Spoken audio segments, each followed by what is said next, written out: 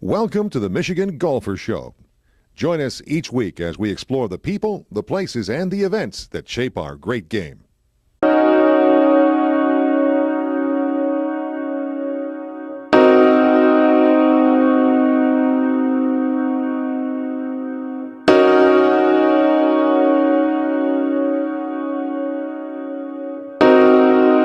Hi, I'm Jack Berry, and today we are talking Northern Michigan golf with one of the greatest courses up there with a fine 1 mile ride to the top. It's the Alpine course at Boyne Mountain, and Bill Newcomb designed it.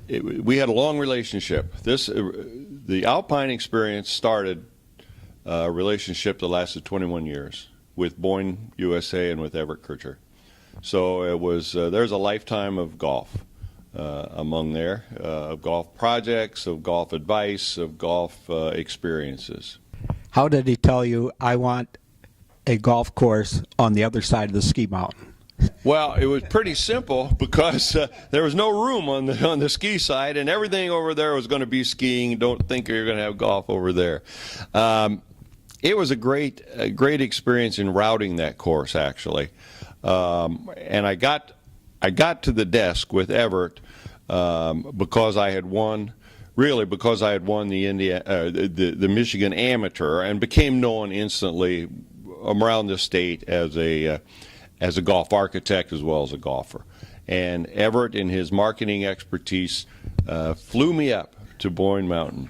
And so we sat down at the desk, and I'll never forget. I walked in, and here is a huge desk area littered with 2-foot topography maps of the Boyne project, of the Boyne Mountain projects. And they crafted their own little sticks, and a pencil was a par 5, and and you could see, and they had drawn in some things in it. They weren't getting there very fast, I could tell you, or they probably wouldn't have called me. But the reason I got there was not only because they knew I was a golf architect now, they knew I had some skills of that, and they had dealt with Robert Trent Jones a couple of years before that in designing a really fine golf course at the Boyne Highlands. But Robert Trent Jones didn't have the time to sit down and talk with Everett, and that was Everett's really true ability, was to sit down, talk with people, and completely and fully understand what the issue was, and he would let you have your opinion, and he had his opinion maybe, and you would meld and move forward. And so there they were at the table, melding their opinions, which was not gelling, and I walked in, and we spent 4 hours that morning before I got back in the old Blue Goose and flew back down home, and promptly then drove up there the next day. It was basically says, well, I said I have to get home, and had a meeting. He said, well, I want you back here. And so 2 days later, I was back there for 3 days and began to walk the site, and because they hired me on the spot then. So it was a great experience for me to learn what they didn't know about golf. They knew a lot about skiing. They knew everything about skiing. And some of that transferred in terms of earth moving. They had a lot of earth moving capability. Right. And if you don't want to delve into too much technical, but in the bulldozer field, if you're a small number like a D4, D6, D7, D8, you just get bigger as the numbers get bigger. Well, we started work up there with Everett with a D9, and was basically just knocking down trees and scraping it off. It wasn't long before he understood really, and he had seen this already with Trent Jones people, because Trent brought in small machines and his own operators, and Everett realized probably that was necessary. So we ended up getting smaller machines and so forth, but there we were looking at all these maps, and we began to willow it down. And there were a lot of conventions of the industry in that this goes from the private course sector, was right. The 9th hole will be back the clubhouse because that's the way it was, and then 10 goes out and 18 comes back to the clubhouse. And it wasn't long before Everett understood, and I had promoted a little bit of this, and it was really from my playing down at Pinehurst that the ninth hole is way out, and they really don't come back, and it's quote resort, and that's okay at a resort. The minute that was accepted as a planning for his golf course, we then opened up the site more. And that's what led to then the ability to move from the lake area, the Little Deer Lake area clubhouse, where we knew the clubhouse was going to be, to go ahead and go into the interior of the site. We drove to the top of the hill, and then we played down the hill for 18 holes. And that was the whole exercise was solved at that point. Then all I had to do was get down the mountainside. And that course has so many good memories of the ability to really work with Everett. And you would have to explain to Everett why you were, in fact, going to take this routing over that routing, because invariably you'll have 2 or 3 routings of a cluster of holes that you could use. And so we got rid of one cluster and we go to the next cluster. And of course, this is because the mountain, you had to work your way down the mountain to a usable spot. And it was all through that I got to know Everett and got to explain to him design theories. And I think all of those, we used every design theory I ever knew at the Alpine course. We used water, we used hills, we used high, we used low. Probably didn't use as many bunkers as maybe we could have, but it was a resort too. Right. I mean, you don't want people to be out there forever. Yeah, I didn't want it to be a Doral. Or Doral had already made its name with 1,000 bunkers. So yeah. Well, that and then the ride all the way up to the top and the great tee shot from on the first hole up there. It is a great tee shot. I will say that.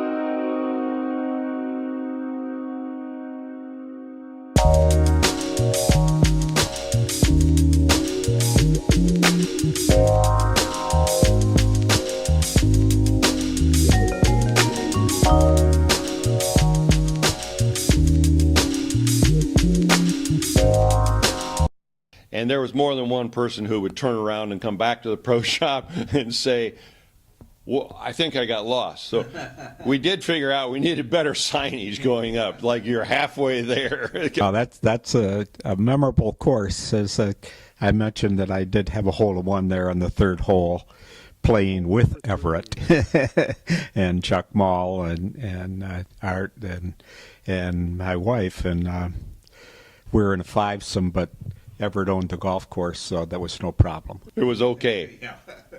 Well, there were some interesting things about when you own the golf course, you can dictate a few things. And one of the things that I remember pretty early in the game, and it was Everett was concerned about getting people around.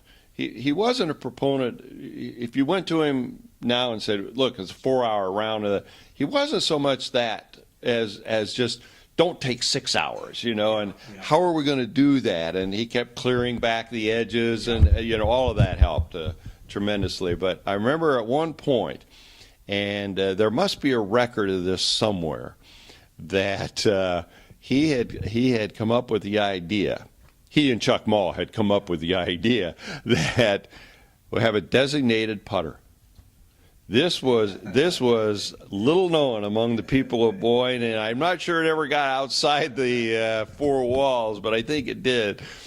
But Everett was convinced that putting was really unnecessary and not a good part of the game. He was always, if you remember about Everett, it was a yellow pants and white shoes. You remember his favorite? Well, that was a country clubber that came up from Detroit and wore yellow pants and white shoes. By God, that's the guy we want playing our golf course. But he didn't have to putt, So he was, pick your designated putter if you're foursome and get on with it. Of course, everybody would say it like this, But so we went through a lot of things with Everett, and I remember sitting there and spending another afternoon when he wanted to cut down on some of the maintenance efforts Now, the one area you would think he would not cut down would be that, but he was convinced that he had 2 machines, he only needed 1, and we spent all afternoon talking about 2 machines versus 1, and whether or not we should change the oil every week or not. It was just, that was typical, though, of the detail you would get into. Consequently, when you finally got done with all that, the end result was pretty good. You didn't make too many mistakes because it was fully vetted along the way. Yeah. Yeah, Everett was very hands-on. Oh, yeah. And, Hands-on. Yeah. and very just really interested. And he turned out that he turned into a golf lover. Yep. And from skiing, and it became obviously a very important part of Boyne, USA, is all the golf courses. Oh yeah, yeah, it did, and we were fortunate to be part of that. You know, we had this 21-year relationship, and it all started at the mountain for us. Well, we were talking about memorable holes on Alpine. What are some that really stand out for you? Well, I like the first hole. I like the start. I like to hit off of a high ridge and see the ball fly. And you know, in truth, you don't have to hit it all that great, and it looks good. You know, and I remember when I playing golf with my parents at 12, 13 years old. The one hole I always waited for was the high hole where you hit a shot. Even I had good looks, good aesthetics of a ball. But I thought it was important to have a good start, and I think it did. I think people got going. Plus, it got you off the mountain in a way. You know, it began to get you down into, as an architect, get you down into more architectural looks of soft hills. While some of the holes going down.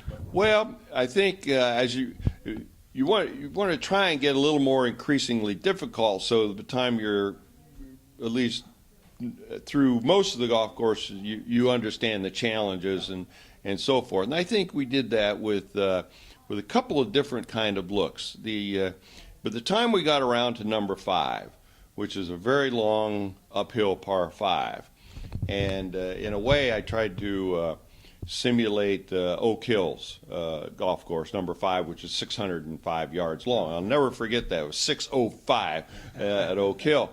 And so we did 595 or something that began to fit the topography there. But it was an uphill hole. It's par 5, went uphill the entire way, so that even makes it longer.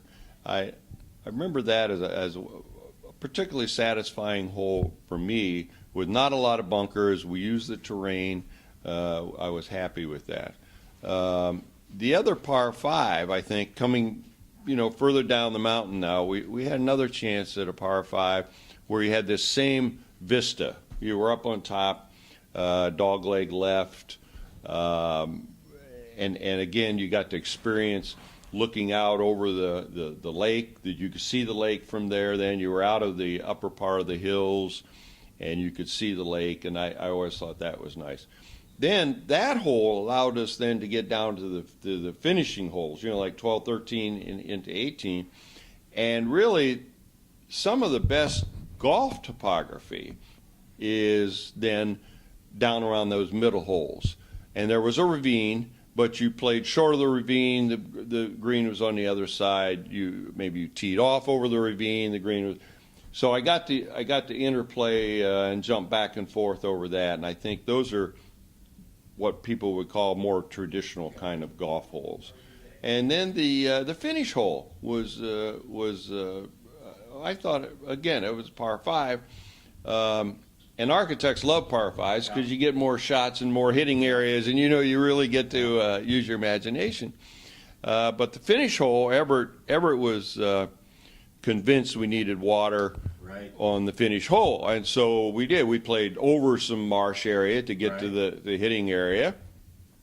We never did use a lot of bunker-defined hitting areas, and that probably comes from my background of peat and a little bit of Pinehurst, which I've always had an affinity for. So you have a golf hole, but it has the water, it had the marsh, and the finishing hole it was part of Everett's design. Well, that was from the Heather, from the Jones course, and Jones didn't have water, and Everett is the one who put the pond in front of the 18th hole there, and pond. and that right, and then at the Alpine course, like they play the Tournament of Champions there every year, and a young boy from Ann Arbor area, Henry Doe, had shot, I don't know, way down in the 60s at the beginning of this, and he was Dave Kendall was kind of like his mentor, and everybody is saying, well, he's beating you all the time, Dave. And then he got in, he had a big lead on the final round, but got a little tight going down there on that 18th hole, and he took a bunch, and then he lost in a playoff. But Henry has become quite an outstanding golfer here in the state, and then I think at University of North Carolina, and kid's a genius. But that water in front of the 18th hole, Everett loves it. He loves it. It was his inspiration, and and it fits pretty well because a lot of marshland down in that particular zone, and so we bled it off to the left into some existing things, and so it fits the scope of what you think is a natural pond rather than completely man-made. But the difference was, and we talked about this with Everett, we actually had to shorten it a little because Everett wanted to almost recreate the 18th of the Highlands to bring it down there and make them shoot 185 yards carry. And I told him, I said, Everett, only pros really are the ones that, because you can only play so close to it. So you might be 200 yards trying to get in there. Well, okay, and he would mumble around. So we shoved it up there pretty close. But it gets the whole architectural effect of water and the hole and the left side and the marsh and all those things. So really, what we've talked about, some of the memorable holes are the par fives, which are typical of a golf architect. Well, that's the end of our story today with Bill and Everett Kircher at Boyne Mountain and the Alpine course.